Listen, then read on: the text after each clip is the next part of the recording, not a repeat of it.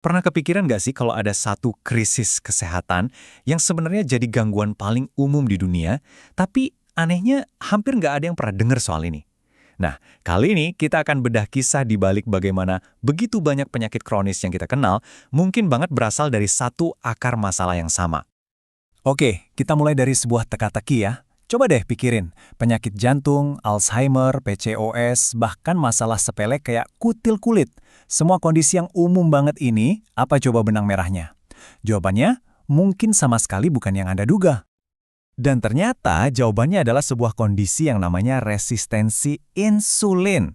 Ini tuh digambarkan sebagai epidemik paling umum di seluruh dunia, tapi yang luar biasa sering banget gak terdeteksi. Dan ini bukan cuma teori abstrak loh. Coba kita bikin ini lebih personal. Coba deh tanyakan ke diri sendiri, punya lemak perut berlebih, tekanan darah tinggi, atau mungkin kutil kulit? Kalau Anda jawab ya untuk salah satunya aja, kemungkinannya besar Anda sedang mengalaminya. Sekarang, yuk kita coba sambungin titik-titiknya dan lihat seberapa jauh sih jangkauan dari satu kondisi ini. Apa yang akan kita lihat selanjutnya ini benar-benar mencengangkan. Jadi, resistensi insulin ini ternyata nyambung ke daftar penyakit kronis yang panjang dan mengerikan. Mulai dari pembunuh nomor 1 di dunia, penyakit jantung, sampai kondisi yang sekarang bahkan dijuluki diabetes tipe 3, yaitu Alzheimer. Belum lagi PCOS, disfungsi ereksi, dan masih banyak lagi. Nah, sekarang kita lihat seberapa besar masalah ini. Coba lihat angka ini. 88%. Itu perkiraan orang dewasa yang mungkin terdampak menurut sebuah studi baru. Ini bukan lagi masalah segelintir orang. Ini adalah krisis kesehatan publik yang tersembunyi tepat di depan mata kita. Oke, kalau memang seumum itu, apa sih sebenarnya penyebabnya? Nah, ternyata selama puluhan tahun ini, fokus kita mungkin udah salah sasaran. Jadi gini, kita tuh sering banget keliru. Kita selalu pikir kalau diabetes dan masalah-masalah terkait itu sumbernya dari kelebihan gula darah atau glukosa. Padahal, itu cuma gejalanya aja. Kisah sebenarnya dimulai jauh sebelum itu, dengan hormon yang namanya insulin. Jadi, glukosa itu cuma petunjuknya aja, tapi insulinlah biang keladi utamanya.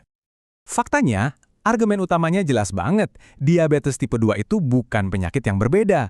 Itu sebenarnya cuma resistensi insulin yang udah masuk ke tahap yang lebih parah. Gula darah yang tinggi itu ibarat puncak gunung es. Tapi masalah sebenarnya ada jauh di bawah permukaan. Jadi, masalahnya itu dimulai dari sebuah kondisi yang disebut hiperinsulinemia. Atau, kalau disederhanain, artinya terlalu banyak insulin di dalam darah kita. Inilah langkah pertama dari proses berbahaya yang akhirnya mengarah pada resistensi. Dan disinilah poin kuncinya. Justru karena terlalu banyak insulin, itu jadi pendorong utama resistensi insulin itu sendiri. Ini menciptakan semacam lingkaran setan. Pankreas Anda kerja ekstra keras untuk mompa lebih banyak insulin, tapi itu malah bikin sel-sel tubuh kita makin kebal. Dan siklus berbahaya ini terus berputar, makin lama makin parah. Oke, ini kedengarannya emang agak suram ya. Tapi inilah bagian yang paling penting dan paling memberdayakan.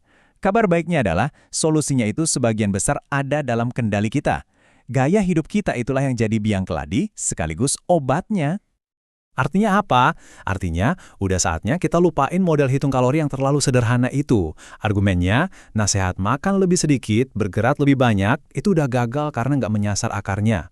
Kunci sebenarnya adalah gimana kita mengelola efek makanan terhadap hormon kita. Dan grafik ini nunjukin perbedaannya dengan jelas banget.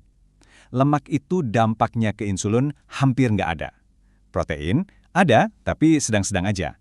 Nah, karbohidrat terutama yang sudah diproses, itu yang menyebabkan lonjakan insulin yang sangat signifikan. Ini membawa kita ke strategi inti buat ngelawan balik. Setiap pilihan makanan yang kita buat harus punya satu tujuan simpel ini di kepala. Jaga kadar insulin kita tetap rendah. Nah, alat bantu yang praktis untuk ini adalah beban glikemik atau glycemic load.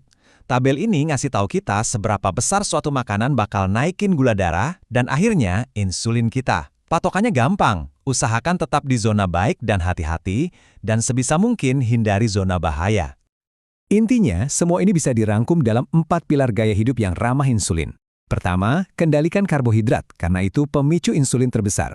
Kedua, prioritaskan protein biar kenyang dan dapat nutrisi.